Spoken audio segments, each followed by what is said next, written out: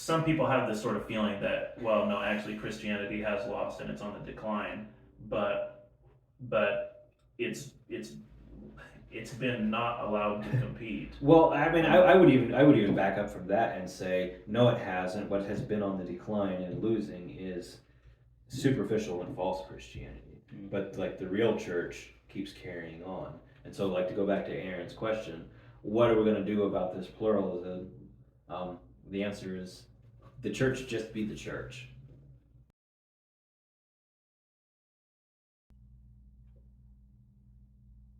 Welcome to the Sacred Life. I'm your host, Aaron Beachy, coming to you from Higher Ground Fellowship in Kokomo, Indiana. We at the Sacred Life are dedicated to practical Christian ideas. And today we will be discussing pluralism. And we have joining us today John Baylor and David Baylor. And David is going to introduce our subject for us. David, what is pluralism? Okay, yeah, so when we're talking about pluralism, so we're kind of continuing this off of a discussion talking about education and sort of the secularism of education in the United States. And we're bringing out this idea of pluralism, which what we mean by that is kind of like a society that's open to all beliefs.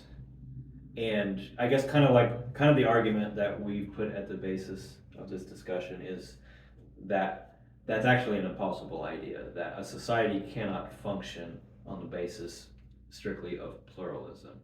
And like also that pluralism, like being open to all beliefs and not having a single unifying idea, quickly collapses into basically paganism. I mean, that's essentially what paganism is. Like I made the argument in that video, and I'll just recap it briefly, that paganism is just basically an idea, like basically a belief system that doesn't have a single unifying God, or we could expand that, a single unifying idea. Instead has this idea that God is inaccessible. So what that means is that you're left with all of these lesser things, all of the lesser gods, lesser deities. So like that's what we are in a pluralistic society, is a society with no higher purpose, no higher aim, no higher unifying God, you could say. So in a pluralistic society, what unites us is the fact that we're not united. Yeah, right. But the problem with that is that it actually doesn't work in reality, and like will always collapse into some sort of tyranny. Like you see that throughout history. Like look at ancient Egypt, for example, which is just like trying to figure out, okay, which tyranny are we going to go with for this period of our history? And of course, Rome. Like Rome as just becoming this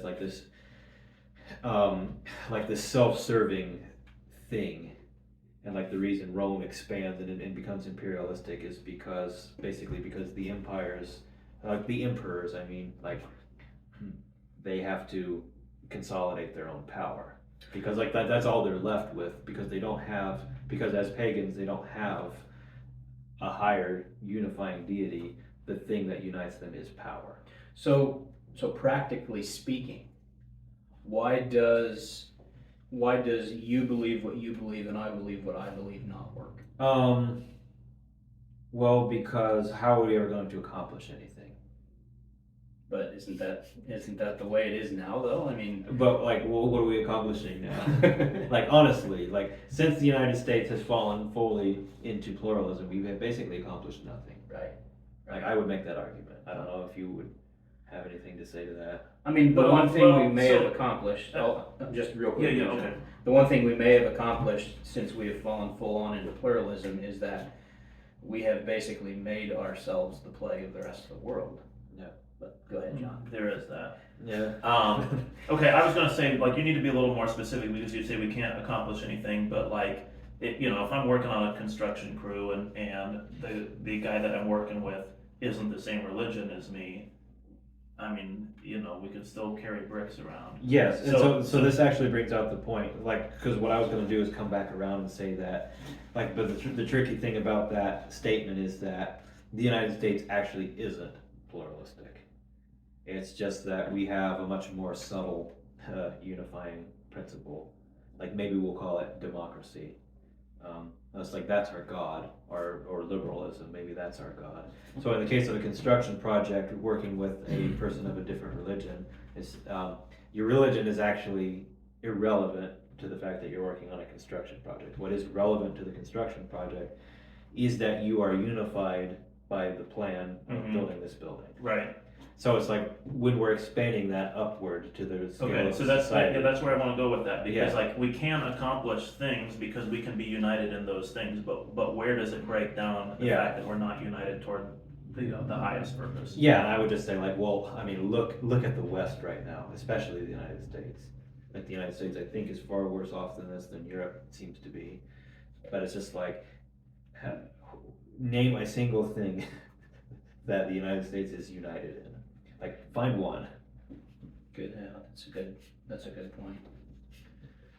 But but consider also the, you used the term accomplishments before, so that's what I want to keep going with. Is like, the United States has accomplished things. I think part of the rebuttal is what you said about the United States becoming a plague to the rest of the world, because that will be the case with a lot of these accomplishments. But our accomplishments in science and technology and industry over the last 100 years have certainly been impressive. Mhm. And also our accomplishments in entertainment have led the world in terms of music and in terms of movies and television and all that. Yeah. So like, divide that 100 years into a period of 2 and compare the first 50 to the second 50. Yeah. And say like, in which of those 2 segments in that 100 years did we accomplish all of those things? Mm-hmm. And it's the first 50. Right. And then that second 50, it's like we've just kind of been coasting. Yeah. So it's like you brought out entertainment. It's like in the last 50 years, it's like entertainment has been in a downward spiral. Right. But so has our science and our technology.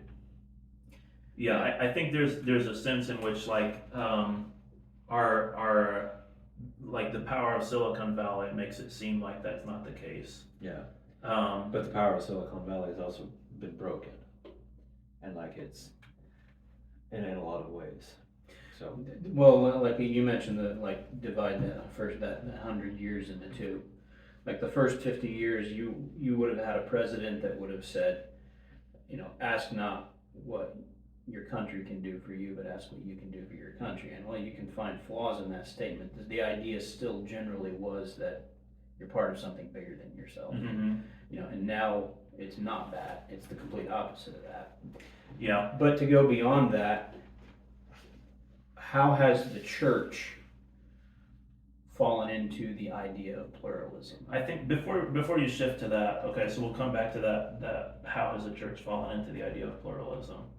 But your first comment made me think of something I saw from John Stewart, who was saying, I mean, he's not an authority that I quote often, but was saying that we don't have a mandatory draft in the country, and we don't really want one, but we need to have something that unifies us as a people, where we can all come together and work on something together. Maybe there's some sort of mandatory service project or something that we could be doing. I mean, I don't think he's going to get his wish, because whatever our government comes up with as a mandatory service project, half of the country is going to say, we don't want any part of this. The service that you're trying to do is not something that I want to bring about in this world. yeah, and I would just say the error that John Stewart has in his way of thinking is that Well, he wants it to be built on the government. yeah, like and he's a person who's not going to be willing to recognize that thing has to be religion. Mm-hmm. So anyway, I'm going to actually ignore Aaron's question. Well, because like where we actually wanted to get to in this discussion was actually pointing out this idea of the impossibility of pluralism. You're so rude to Aaron. But especially looking at, okay, what is a proper picture of a society that's unified? how does that work in terms of Christianity, and where does a Christian fit, and where do those that are outside of that fit? Okay, so I'm still gonna. You're just gonna ignore Aaron, but I'm just gonna continue to prevent the subject from being changed.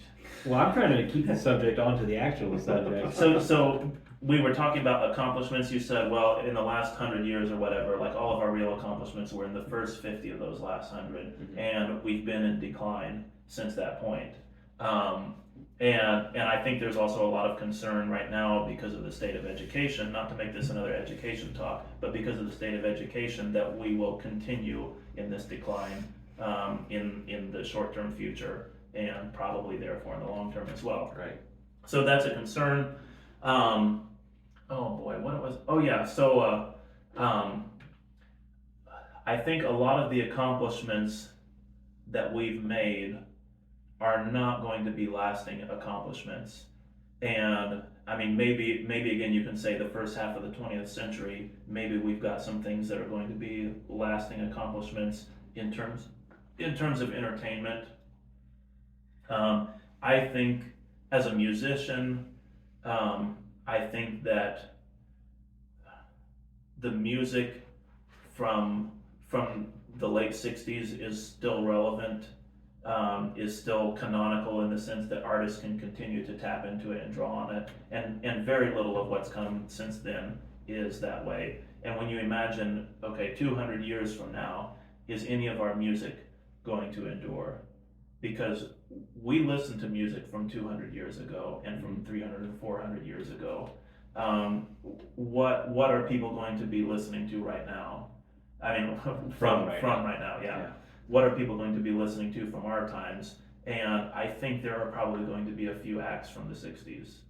And I don't think there's going to be anything since then that people listen to 200 years from now. And when it comes to movies, then I think it's the same thing. I think what we call the golden age of movies, I think there are still going to be people that tap into that. And maybe there are some more recent things that will have this sort of timeless quality to them, but I don't think that they're things that our society is producing right now. Because I mean, it's basically all Disney that owns everything, and the stuff that they're making right now is just it doesn't have staying power.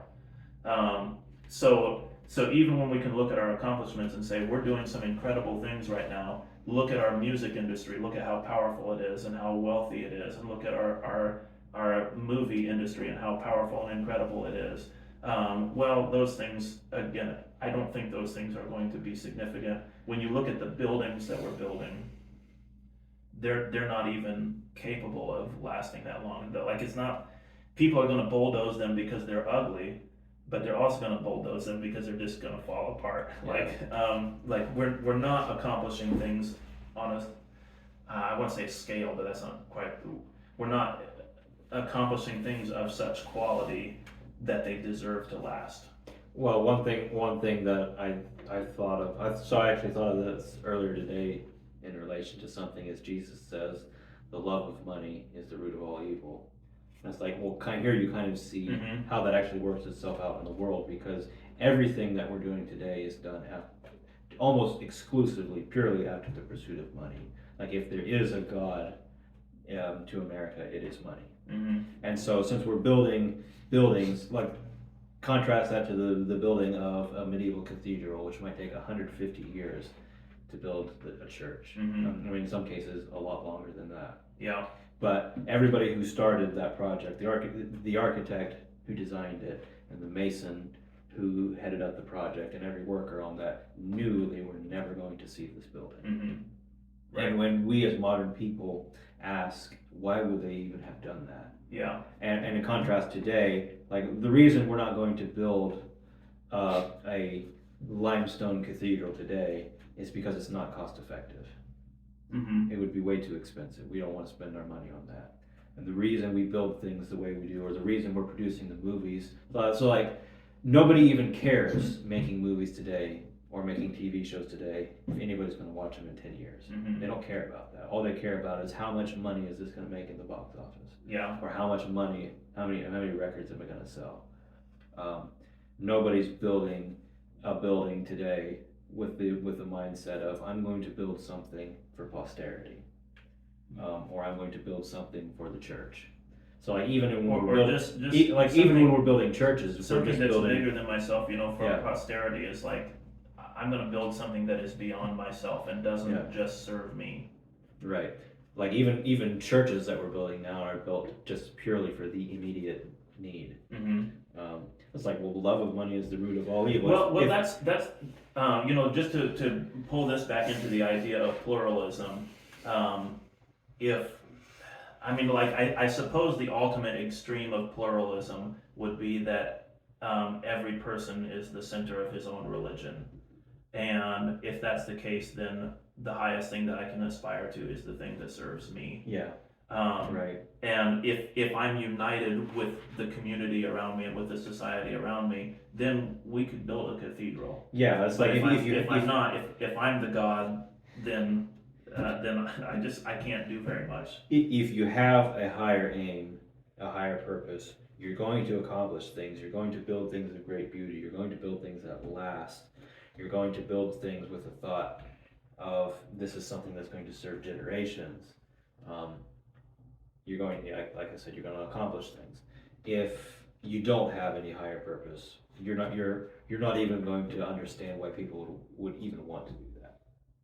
Right. It's going to be so foreign to your thinking. Like that's what I see today. Is I bring up that thing about the people designing and building the medieval cathedral. What I imagine a modern person thinks when he hears that is like, well, why would you even do that? Mm-hmm. Why would this city even decide to build a cathedral that nobody alive is going to see? Yeah. Well, you just kind of answered my question that you so rudely shoved away a few minutes back. Yeah, I think at this point, like, we're probably not going to get back to the original subject in this video, so.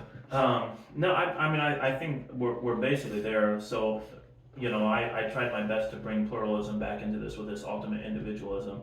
Carl Jung said that the logical conclusion of the Protestant Reformation was that every man would be his own church. And so, I think maybe, Aaron, that also kind of brings the discussion back into your question of how has the church become pluralistic. Now, it's important to note, Carl Jung said that I would have guessed probably in like the 20s, somewhere around there.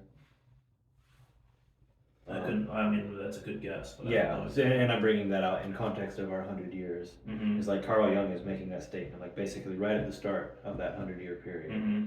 and predicting what's going to happen in that 100-year period. Mm-hmm. Yeah, and it's interesting because, even then, you could say at the beginning of this pluralistic experiment, he could see what was coming. Well, I wouldn't say he was anywhere close to the beginning of it. Well, maybe towards the beginning of the effects of it. Well, just Major effects. to use our last education discussion as our context, then it's sort of fair to call that the beginning of it. Because at that time in our education in America, we basically have Christian education that's taking place in our public school system. We have this sense that we are united around one ultimate purpose, and we're still like a bunch of Protestant sects that are competing with one another and aren't cooperating with one another but are finding ways to condemn one another. So we still have that sort of division that exists within us, but there is this sense of unity under the banner of Christianity. Right. So what is the thing that we should be doing to go the opposite direction of this pluralism? Because it's really easy. It's really, really easy to sit here and talk about, well, this is what we've done. This is how we've gotten here. Yeah. But Well, I'm just going to say essentially nothing. What? Well, because we kind of brought this out in our last video, last education video, is that one thing we can be assured of as Christians is that Christianity will always win in the end. Yeah. And that, and I brought up the story of Noah, and it probably wasn't obvious what I meant with that, but it's like basically what that story promises is that pluralism and chaos will never win. And And that's reiterated throughout the Old Testament, and then especially in the New Testament. It's that, like, that's not how it's gonna work out. So we can be assured, like we brought this out in the previous video, we can be assured that if Christianity is placed in an environment where it has to compete with other ideologies, then it's going to win. And when we were talking between videos and made the statement, the early Christians during the Roman Empire were quite fine with living in a pluralistic society because they knew they would win. Mm-hmm. Yeah, I mean, so, and again, you're referencing that previous conversation, but some of the idea in there also is that what's happened. I think some people have this sort of feeling that, well, no, actually Christianity has lost and it's on the decline, but it's been not allowed to compete. Well, I mean, I would even back up from that and say, no, it hasn't. What has been on the decline and losing is superficial and false Christianity. But like the real church keeps carrying on. And so, like, to go back to Aaron's question, what are we going to do about this pluralism? The answer is the church just be the church. And like forget about what's going on in the government. Yeah. Like, because one thing I wanted to say is that so in the Middle Ages, the church is not, how should I say, the church is not an organization. I would say it's not an institution. Like, I'm just going to use, I guess, religious language here. The medieval church is not a earthly institution, because there actually is no, like, sure, there are organizations and there's a sort of a hierarchy going on, and there are organizations and institutions to a degree. But when medieval people are talking about the church, they are not talking about the Pope of Rome. They are not talking about what they themselves would have recognized as the earthly institution of the church. They are talking about, you would say, the heavenly church, the heavenly kingdom of God, and seeing that as something that is actually separate from its earthly manifestations. And if you don't believe me, read Augustine. Like, he outright says that. He outright says the physical manifestations of the church are not the church. The church is something else, and that's what people believed in the Middle Ages. And so what happens is we've forgotten that, and we see the church as being the earthly institution. And like that's what's losing, is that earthly institution. Mm-hmm. But like the actual church is just fine. That's why you were okay with starting the building of a church and knowing it would take 150 to 200 years for it to be completed, because you saw it as being beyond something that exists here on this earth, or being something representative of that. Mm-hmm. Well, do you guys have anything else you'd like to offer before we end our discussion? Are we gonna do a part 2? I would say so. Okay, Okay. then I have nothing else to add Okay. at this time. All right. Well, we want to thank you for joining us today on The Sacred Life, and we ask that you offer your comments and your questions down below. Subscribe, share with your friends, get it out there. We appreciate that. We appreciate your feedback very much. And we again want to thank you for joining us today on The Sacred Life, and we wish you peace in Christ.